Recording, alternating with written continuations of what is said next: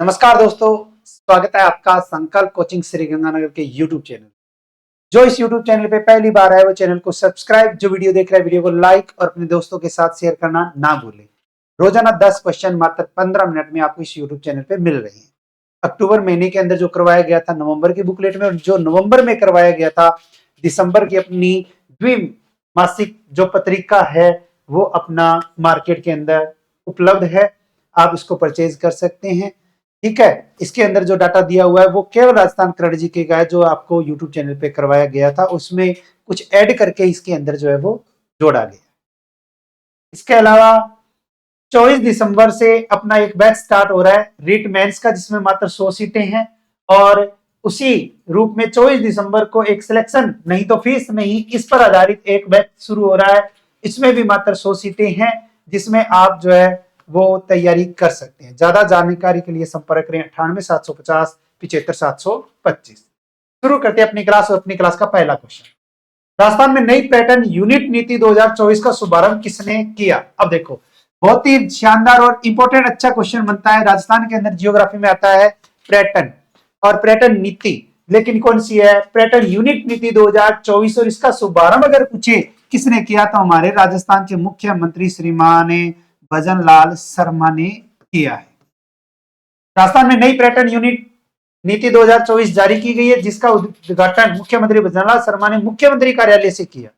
नई पर्यटन यूनिट नीति प्रदेश में पर्यटन उद्योग और पर्यटन को बढ़ावा मिलेगा, जिससे प्रदेश में रोजगार के अवसर बढ़ेंगे। नई पर्यटन यूनिट नीति से पर्यटकों के लिए सुविधाएं बढ़ने से राजस्थान को भी रेवेन्यू बढ़ेगा। अब जब नीति का क्वेश्चन आता है ना, तो नीति के अंदर जो तथ्य दिए होते हैं उसमें क्वेश्चन आता है कि निम्न में से इस तथ्य के बारे में सत्य या असत्य कथन का चयन करें। ठीक है, पर्यटन यूनिट नीति में कौन सा सत्य है या असत्य है? अब देखो इसमें क्या क्या दी गई है बातें। औद्योगिक क्षेत्र में सुविधाओं को 5% तक भू क्षेत्रफल आवंटन मिलेगा। कन्वर्जन चार्ज के लाभ प्रभावी रिप्स के प्रावधानों के अनुसार रहेगा। पर्यटन इकाइयों से बिजली शुल्क व शहरी विकास यूडी टैक्स अनुमोदित औद्योगिक दर पर ही देय होगा। ट्रेड लाइसेंस 10 वर्षों तक एक बार में बना सकेंगे। फायर एनओसी एक बार में 3 वर्ष के लिए बना सकेंगे। हेरिटेज रेस्टोरेंट संचालित करने की अनुमति दी जाएगी। 5 आबकारी नीति के अनुरूप हेरिटेज होटल रेस्टोरेंट को रियायती दर पर एवं सामान्य रेस्टोरेंट को कंपोजिट बार लाइसेंस देने का भी प्रावधान दिया गया। 22 सीट या उससे अधिक क्षमता के वातानुकूलित पर्यटन लग्जरी कोच को मोटर वाहन कर से संपूर्ण छूट मिलेगी। 4 दीवारी में स्थित होटल पर्यटन इकाइयों को न्यूनतम सड़क चौड़ाई की आवश्यकता के बिना संचालित करने की अनुमति दिया जाना प्रस्तावित किया गया है। और राजस्थान पर्यटन इकाई नीति 2024 में कितनी पर्यटन इकाइयां जो है वो जोड़ी गई है? तो 24 पर्यटन इकाइयां जोड़ी गई है। नई दिल्ली के सीरी फोर्ट स्टेडियम में आयोजित muay thai boxing national championship प्रतियोगिता का जो आयोजन हुआ था, उसमें राजस्थान के किस जिले के स्कूली बच्चों ने 2 स्वर्ण और 4 रजत पदक जीते? आयोजन कहाँ हुआ? नई दिल्ली के अंदर। आयोजन सीरी फोर्ट स्टेडियम के अंदर मुआय थाई बॉक्सिंग नेशनल प्रतियोगिता। और इस प्रतियोगिता में हमारे राजस्थान के जयपुर शहर के रहने वाले हैं उन बच्चों ने, स्कूली बच्चों ने जो है वो 2 स्वर्ण और 4 रजत पदक जीते। 28 से 30 नवंबर 2024 तक नई दिल्ली के सीरी फोर्ट स्टेडियम में आयोजित हुई muay thai boxing national championship में आईआईएस अमान सरोवर के विद्यार्थियों ने 2 गोल्ड और 4 सिल्वर मेडल जीतकर विद्यालय के लिए नया इतिहास रचा है। इसी के साथ रिया रोयेंदर, सृष्टि खडेलवाल, यशस्वी जैन और चार्ली शर्मा ने रजत पदक प्राप्त किया। Rising Rajasthan global investment summit का पहला संकल्प कौन सा है? अब देखो, हर रोज एक नया संकल्प आता था। अपने हर रोज बनाने की बजाय एक साथ संकल्प जो है वो बनाए गए हैं। 10 संकल्प, हर दिन एक संकल्प होता था। तो 10 संकल्पों में अगर पूछे कि राजस्थान ग्लोबल इन्वेस्टमेंट समिट के अंदर पहला जो संकल्प रखा गया वो कौन सा है? सौर ऊर्जा। पहला है सौर ऊर्जा, दूसरा हस्तशिल्प, तीसरा मोटा अनाज, चौथा विद्यार्थी, पांचवा पर्यावरण संरक्षण, छठा दिव्यांग, सातवां कला संस्कृति, आठवां जिला उत्पाद और 9वां आपका ग्रीन राजस्थान। और इसी कड़ी में मुख्यमंत्री ने 7 दिसंबर 2024 को 10वां संकल्प लेते हुए कहा कि राइजिंग राजस्थान समिट में प्रदेश के आर्थिक विकास को गति प्रदान करने के साथ ही रोजगार के अवसर भी सृजित किए जाएंगे। हमारे राजस्थान के अंदर अभी आपको पता है कि राजस्थान इन्वेस्टमेंट समिट का आयोजन किया जा रहा है। उसके अंदर 10 संकल्प रखे गए थे। 10 संकल्प कौन से हैं, बस इतना याद रख लेना। प्रदेश के कुशल युवाओं को सरकारी और निजी क्षेत्र में रोजगार के अवसर उपलब्ध कराने के लिए राज्य सरकार संकल्पित होकर कार्य कर रही है। नेक्स्ट, राजस्थान निवेश प्रोत्साहन स्कीम यानी रिप्स, बहुत ही अच्छा इंपॉर्टेंट क्वेश्चन है और आगामी सभी प्रतियोगी परीक्षाओं के अंतर्गत जो है वो आने वाला है। और अगर आप आरएस की तैयारी कर रही हैं तो RS first grade, second grade, अन्य दृष्टि से देखें तो ये इंपॉर्टेंट है। और इससे जो क्वेश्चन आता है ना, हमेशा ध्यान रख लेना, जो योजनाओं से क्वेश्चन आता है उसमें तथ्य देखकर सत्य असत्य इसे पूछा जाता है। रिप्स 2024 स्कीम, और ये स्कीम यानी कि पहले से लागू है, लेकिन ये रहेगी कब तक, 31 मार्च 2022 तक रहेगी। काफी चर्चा में है वर्तमान में। तो राजस्थान अपनी संस्कृति की विरासत और विशाल क्षमताओं के साथ निवेशकों के लिए अपार संभावनाओं वाला राज्य है। राजस्थान सरकार ने राज्य की आर्थिक वृद्धि और व्यवसायिक परिवेश को बढ़ाने के लिए निवेश प्रोत्साहन योजना का शुभारंभ किया। इस स्कीम का उद्देश्य उन नए उद्योगों को प्रोत्साहन देना है एवं पुराने उद्योगों को नए निवेश में प्रोत्साहन देना है, जिसके लिए रिप्स स्कीम 7 अक्टूबर 2022 से 31 मार्च 2024 तक लागू रहेगी। और साथ ही इसमें समय समय पर संशोधन भी किया जा सकेगा। इससे पहले यानी कि रिप्स 2022 7 अक्टूबर 2022 फिर संशोधन किया गया और अब ये कब तक है, 31 मार्च 2027 तक है। राजस्थान में स्कीम को शुरुआत करने का कारण राजस्थान को आर्थिक रूप से वैश्विक पटल पर स्थापित करना है, साथ ही अपने राज्य में उद्योगों को आर्थिक विकास में सहयोग देना भी है। राजस्थान निवेश प्रोत्साहन स्कीम के उद्देश्य क्या है? इस स्कीम का मुख्य उद्देश्य है निवेश आकर्षित करने के साथ साथ है एवं घरेलू और विदेशी निवेशकों को विभिन्न क्षेत्रों में आकर्षित करना है, जैसे कि निर्माण, पर्यटन, आईटी, नवीन ऊर्जा और बुनियादी संरचना आदि में निवेश को प्रोत्साहित करके। रिप्स का उद्देश्य है राजस्थान के युवाओं के लिए रोजगार के अवसर सृजित करना है, जिससे राज्य के सामाजिक आर्थिक विकास में योगदान हो। साथ ही रिप्स का लक्ष्य है औद्योगिक विकास को तेजी से बढ़ाना है, जो व्यवसायिकों को प्रोत्साहित करता है और नवाचार करता है और उनके आयाम को भी बढ़ाता है। रणनीतिक प्रोत्साहन और सहयोगी उपायों के माध्यम से रिप्स का लक्ष्य राजस्थान आधारित उद्योगों की निर्यात प्रतिस्पर्धा को बढ़ाना है, जिससे राज्य की विदेशी मुद्रा कमाई में योगदान हो। यह तो था इसका उद्देश्य। अब है विशेषताएं। रिप्स योजना के अंतर्गत पात्र निवेशकों को पूंजी अनुदान, ब्याज अनुदान, जीएसटी का अनुदान और ड्यूटी से छूट जैसी तमाम वित्तीय सुविधाएं दी जा रही है। रिप्स योजना विभिन्न क्षेत्रों के लिए विशेष लाभ प्रदान करती है, जो उनकी प्राथमिक और राज्य की अर्थव्यवस्था में योगदान के आधारित पर होती है। इस योजना के अंतर्गत निवेश प्रक्रिया, प्रशासनिक अनुमति और मैन्युफैक्चरिंग प्लांट के लिए सभी आवश्यक मंजूरी को एक सिंगल विंडो द्वारा क्लियरेंस देने की व्यवस्था इस योजना में की गई है।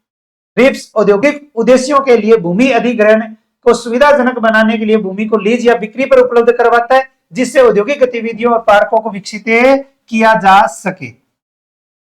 औद्योगिक विकास महत्व को समझते हुए रिप्स ने कौशल विकास कार्यक्रमों और व्यावसायिक प्रशिक्षकों के लिए महत्वपूर्ण कदम उठाया, ताकि स्थायी नागरिकों को रोजगार के अवसर को भी बढ़ाकर उन्हें आर्थिक रूप से सक्षम बनाया जा सके। रिप्स योजना के तहत पात्रता।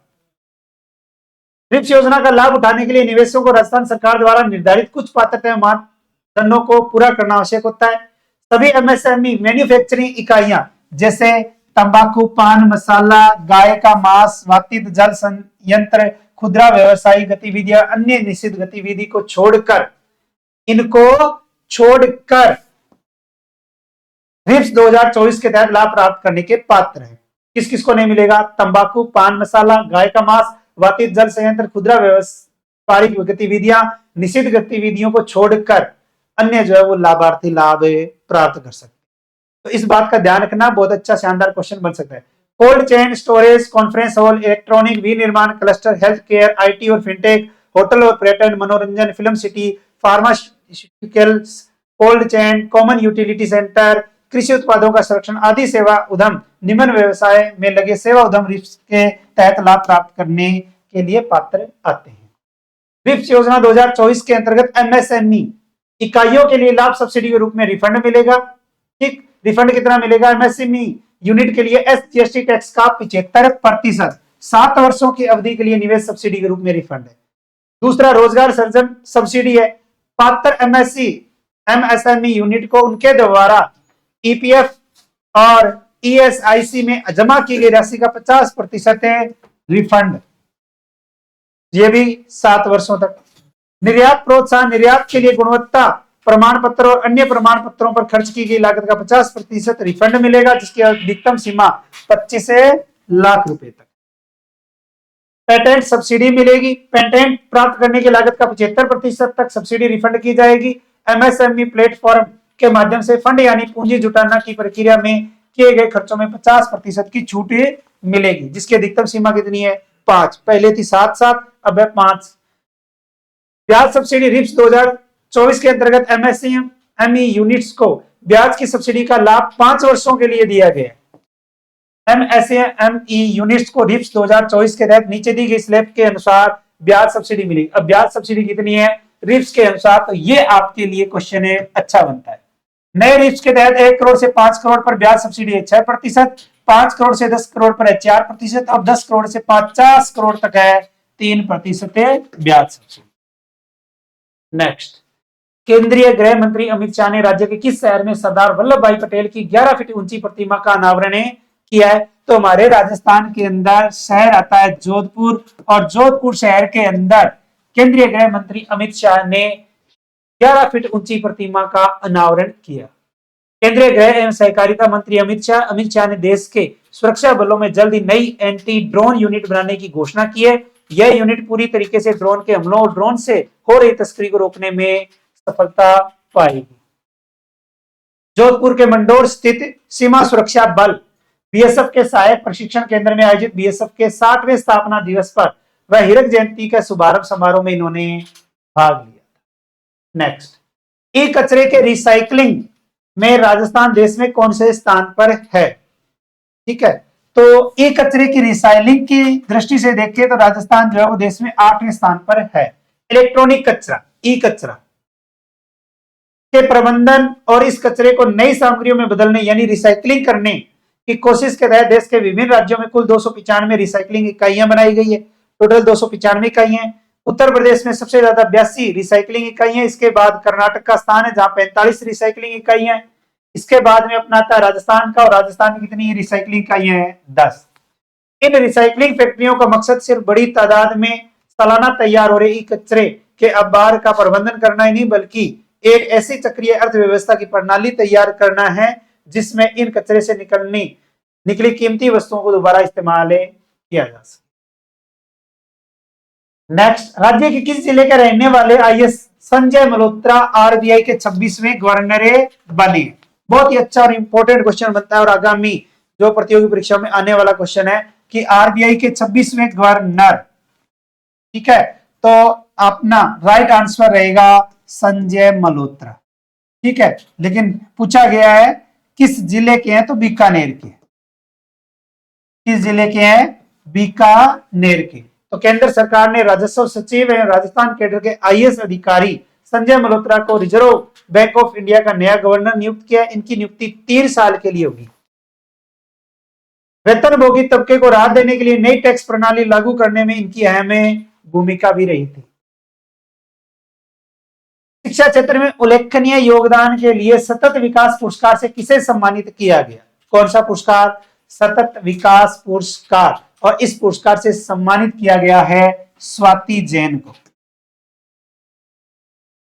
स्वाति जैन। तो राजस्थान इंटरनेशनल सेंटर में council for sustainable peace and development तथा world academy of informatic and management science के संयुक्त तत्वाधान में आयोजित राजस्थान अंतरराष्ट्रीय विकास समिट एंड इंफॉर्मेटिक कार्यक्रम में डॉक्टर स्वाति जैन को शिक्षा जगत में उल्लेखनीय योगदान के लिए सतत विकास पुरस्कार प्रदान किया गया। नेक्स्ट, 5 से 7 दिसंबर 2024 तक कंबोडिया में आयोजित अंतरराष्ट्रीय थ्रोबॉल टूर्नामेंट में भरतपुर की किस पैरा एथलीट खिलाड़ी ने गोल्ड मेडल जीता यानी कि स्वर्ण पदक जीता है? अब ध्यान रख लेना, जो खिलाड़ी राजस्थान का स्वर्ण पदक जीत रहा है, इंटरनेशनल खेलों में भाग ले रहा है, वो तो इंपॉर्टेंट है, लेकिन अगर कोई पैरा खिलाड़ी है तो और ज्यादा इंपॉर्टेंट है। तो नाम आता है सोनिया चौधरी।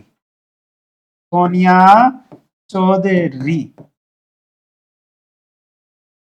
भारत की तरफ से प्रतिनिधित्व करते हुए भरतपुर जिले के उसेर गांव की रहने वाली, किस जिले की है?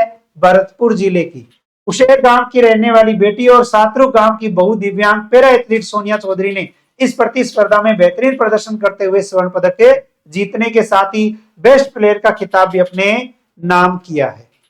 नाम आता है सोनिया चौधरी। नेक्स्ट, चिकित्सा एवं समाज सेवा में उत्कृष्ट योगदान के लिए उदयपुर के किस व्यक्ति को अटल सेवा श्री अवार्ड से सम्मानित किया गया? किस जिले के हैं? उदयपुर के। कौन सा अवार्ड है? अटल सेवा श्री अवार्ड। अटल सेवा श्री अवार्ड डॉक्टर दिनेश खराड़ी को मिला है। डॉक्टर दिनेश खराड़ी को मिला है।